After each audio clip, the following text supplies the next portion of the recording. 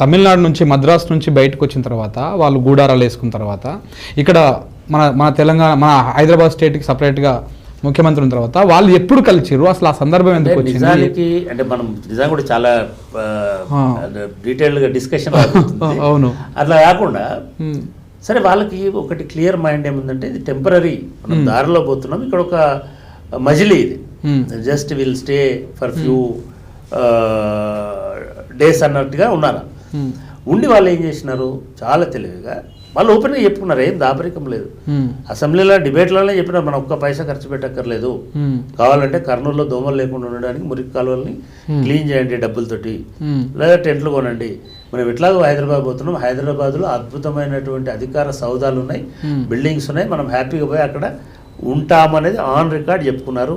దానిలో ఏమి శిష్యపిచ్చలు అనుమానాలు అవసరం. ఓకే. సో రెండవది ఏం చేసినారు, హైదరాబాద్ రావడం ఇదంతా ఏ టైం 55 నుంచి మనకి 54, 55 ఎవ్రీ అంటే వాళ్ళ పూర్తి ఎఫర్ట్ దాని మీద పెట్టినారు. పెట్టి అప్పుడున్న హైదరాబాద్ ముఖ్యమంత్రి గారిని పిలిచినారండి. ఇందాక మిత్రుడు కాంగ్రెస్ పార్టీ ఏం చేసిందనంటే, కాంగ్రెస్ పార్టీ మొదటిసారి చేసింది ఇదే నెహ్రూ గారు ఫజల్ అలీ కమిషన్ రిపోర్ట్ ఇచ్చినప్పుడు ఆంధ్ర తెలంగాణ కలిపితే ఒక ఏదో అదేంటి ఒక అమాయక అమ్మాయిని ఒక అమాయక అమ్మాయిని ఇచ్చినట్టు అవుతుంది అని చెప్పిన నెహ్రూ గారే మళ్ళీ మన ముఖ్యమంత్రి బుర్గల రామకృష్ణరావు గారి మీద ప్రెజర్ పెట్టి అక్కడికి పిలుచుకొని ఆ ఒప్పందం చేసి ఈ రాష్ట్రాన్ని కలిపినాడు.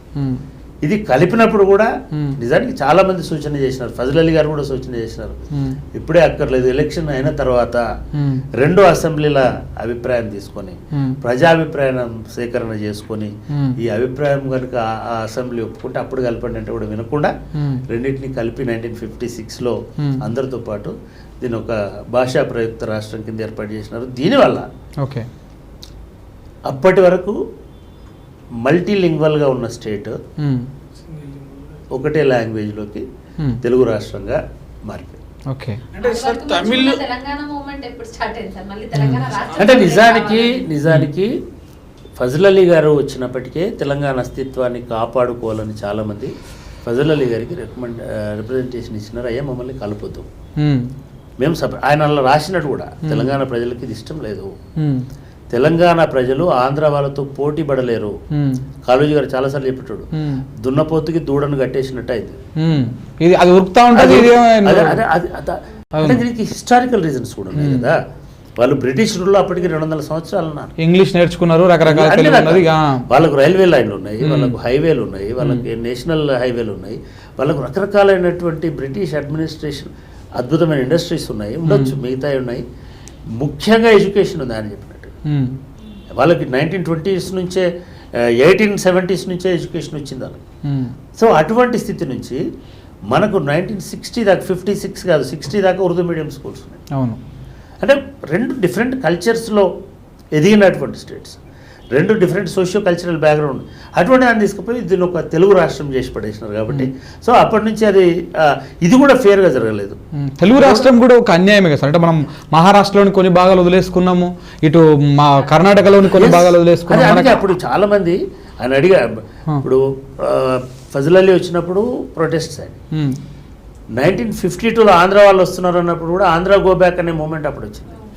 ఇడ్లీ సాంబార్ గోబ్యాక్ అనేటువంటి, అంటే ఇడ్లీ సాంబార్ అని వాళ్ళకి కించపరచడం కాదు, మనకి ఇడ్లీ మన కల్చర్ వేరు, మీ కల్చర్ వేరు అని చెప్పడం. మన అంటే ఫుడ్ హ్యాబిట్సే కాకుండా జీవితమే డిఫరెంట్. అంటే కాబట్టి 1952లో కూడా జరిగింది. ఇప్పుడు మనం చెప్తున్నప్పుడు సిటీ కాలేజ్లో మీటింగ్ జరుగుతున్నప్పుడు జయశంకర్ గారు అక్కడ నుంచి ఆ మీటింగ్లో పాల్గొనడానికి వచ్చినప్పుడు బస్సు పాడైంది, ఇదంతా చదువుతున్నాం కదా. సిటీ కాలేజ్లో అప్పటికే దీన్ని అపోజ్ చేసుకుంటూ మీటింగ్లు జరిగినాయి. తర్వాత కూడా మళ్ళీ 56లో కూడా చాలా మంది అపోజ్ చేసినారు, ఫైరింగ్ జరిగింది, ఈ రాష్ట్రం వద్దని చెప్పినారు. ఇవన్నీ అప్పటికి 9 మంది 7 చనిపోయినారు. తెలంగాణతో ఉన్నటువంటి ప్రాబ్లం ఏంటంటే తను ఇంట్రోలో చెప్పినట్టుగా ఈ చరిత్ర సీక్వెన్స్ని పట్టుకునే వాళ్ళు దొరుకుతలేరు. 1956లో 1953లో పెద్ద ఎత్తున మూమెంట్ జరిగినప్పుడు ఓల్డ్ సిటీలో అంటే మనకి ఇప్పుడు అఫ్జల్గంజ్ ఏరియాలో అఫ్జల్గంజ్ పోలీస్ స్టేషన్ పరిధిలో కాల్పులు జరిగితే 7 చనిపోయినారని రాస్తున్నాం, చెప్తున్నాం, వింటున్నాం. ఒకరోజు ఇట్లనే మాట్లాడినప్పుడు ఒక ఛానల్లో లగడపాటి రాజగోపాల్ నుండి వాళ్ళ పేర్లు చెప్పు ప్రొఫెసర్ గారు, మీరు అన్ని అబద్ధాలు చెప్తున్నారు, వాళ్ళ పేర్లు చెప్పండి. సిగ్గుపోయింది నిజానికి. ఇంత పెద్ద మూమెంట్ ఇన్నిసార్లు 1956 తర్వాత 69లో జరిగింది, తర్వాత జరిగింది కదా. ఏ ఒక్క ఛానల్లో ఏ ఒక్క మనిషో ఏ ఒక్క పేపరో రికార్డ్ చేయలే, అసలు పోయి వెతకలే.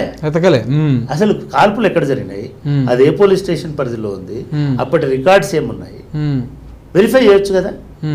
అది ఎవరు చేయాలి? చేయకపోయేసరికి మనం ఇప్పుడు చాలా మంది మాట్లాడుకున్న అమరులు వాళ్ళ అమరులు కదా. నిజానికి ఇంత పెద్ద బలగం ఉన్నప్పుడు ఉద్యమంలో ఉన్న వాళ్ళకంటే ఒకే గొంతులాగా ఉద్యమంలో ఉన్నాడు గొప్పడే కదా. వాళ్ళు అప్పుడు ఆ 7 ఎవరైతే పిడికిళ్ళు ఎత్తిరో వాళ్ళు ఇంకా గొప్పవాళ్ళు కదా. మరి వాళ్ళని ఎందుకు మనం తీసుకొచ్చుకోవాలి? ఒకటి. రెండోది 1969లో మళ్ళీ అవును సరే అప్పుడు ఒప్పందాలు చేసినారు. మీ ఒప్పందం చేసిన వెంటనే మనకు ఇష్టం లేదు, గుర్తుపెట్టుకోండి. ఇద్దరు మనుషులు పెళ్లి. ఇప్పుడు ఏదో మనం కాంగ్రెస్ పార్టీకి మనం అందరం ఒప్పుకొని ఎస్ మేము రెడీగా ఉన్నామని మనం ఏమల్లా, మేము మీరు వద్దు అంటే మమ్మల్ని తుపాకులు పెట్టి బెదిరించి కలిపినప్పుడు ఏం చెప్పినారు? వాళ్ళు నీ జోలికి రారు, నీ గట్టు దాటరు, నీ దగ్గర భూమి కొనరు, ఇవన్నీ రాసినారండి. అంటే అందులో ఏమున్నాయి సార్ ఆ ఒప్పందాలలో? అంటే మీకు ఒక 3-4 ఒప్పందాలలో ప్రధానమైనటువంటి పెద్ద మనుషుల ఒప్పందం కానీ లేదా మిగతా వాటిలలో ఈవెన్ మొదట్లో ఒకటి ఇక్కడి స్థిర ఆస్తుల క్రయ విక్రయాలకు సంబంధించి భూములు. దయచేసి ఒక చిన్న రిక్వెస్ట్, మీరు ఎక్కడికి డిబేట్ అవ్వకండి. ఏంటంటే ఇది ఒక లెసన్ లెక్క ఉండాలి. అంటే అప్పుడు కలయిక తర్వాత ఎట్లాంటి ఒప్పందాలు జరిగినాయి, ఎక్కడ మనం అన్యాయానికి గురైనాము, ఎక్కడ ఏ విధంగా అనేది ఒక పాఠం లెక్కనే చెప్పుకుంటారండి. అంటే ఎక్కడ డిబేట్ అప్పుడు మీరు ఏం చేయాలంటే మధ్యలో నో పొలిటికల్ క్వశ్చన్స్, ఎందుకంటే మనం ఆ లైన్ లోనే వెళ్దాం. అంటే ఈ ఇద్దరు 2 రాష్ట్రాలను కలపాలి అనేటువంటి ఇది జరిగినప్పుడు ప్రధానంగా మనకు ఉన్నటువంటి భయాలని మీరు పరిగణలోకి తీసుకోవాలి అనేటువంటి డిమాండ్ ఇక్కడి కాంగ్రెస్ పార్టీ జాతీయ కాంగ్రెస్ పార్టీకి పెట్టి ఇది పెట్టినప్పుడు ఓకే అట్లయితే మనం అందరం కలిసి ఒక ఒప్పందం చేసుకుందాం, పెద్ద మనుషుల ఒప్పందం చేసుకుందాం, దాన్ని మనం ఇంప్లిమెంట్ చేద్దామని చెప్పినారు. అని చెప్పినప్పుడు ఒక ఒప్పందం కోసం వీళ్ళందరూ కూర్చున్నప్పుడు మీ భయాలు ఏమిటి అని అనుకున్నప్పుడు సేమ్ ఇది అక్కడ మీరు డెవలప్ అయినారు అంటే మనకున్న ప్రాబ్లం ఏమంటే వారిది డెవలప్ అనుకున్నాం. అవును, మీకేమో ఎడ్యుకేషన్ ఉంది, మాకు ఎడ్యుకేషన్ లేదు, మీకేమో రైళ్ళు ఉన్నాయి, మాకు లేవు. సరే ఏమి అంటే మీరు వస్తే సేమ్ ఫజల్ అలీ కమిషన్ ఏదైతే అభిప్రాయాన్ని వ్యక్తం చేసిందో దాని నుంచి ప్రొటెక్షన్ కావాలి. కాబట్టి ఇక్కడ ఆస్తులు కొనాలన్నా, ఇక్కడ భూములు కొనాలన్నా, భూములు బదిలీ కావాలన్నా ప్రభుత్వ అనుమతి కావాలి. ఇది అక్కడ ఆంధ్ర ప్రాంతం వాళ్ళు తెలంగాణ ప్రాంతంలో భూములు కొనడం నిషేధం ఒక రకంగా. ఒకవేళ కొనాలనుకుంటే పర్మిషన్ కావాలి. ఎవరి పర్మిషన్ కావాలి? అప్పుడు తెలంగాణ డెవలప్మెంట్ బోర్డు అనేటువంటి దాన్ని ఒక సపరేట్ బోర్డుని చుక్కారావు గారు ఇట్లా చాలా మంది దానిలో సభ్యులుగా ఉన్నటువంటి ఒక బోర్డుని ఏర్పాటు చేసినారు. ఏర్పాటు చేసి ఎవరైనా మేము భూములు కొనాలని క్రయ విక్రయాలు ఏమని అనుకుంటే దానికి అర్జీ పెట్టుకోవాలి. ఆ బోర్డు పర్మిషన్ తీసుకొని అక్కడ రైతులకు అభ్యంతరం లేకుండా, ప్రజలకు అభ్యంతరం లేకుండా ఉండి ఆ భూముల బదలాయింపు వాళ్ళు క్లియరెన్స్ ఇస్తేనే వాళ్ళకు రిజిస్ట్రేషన్ కావాలి.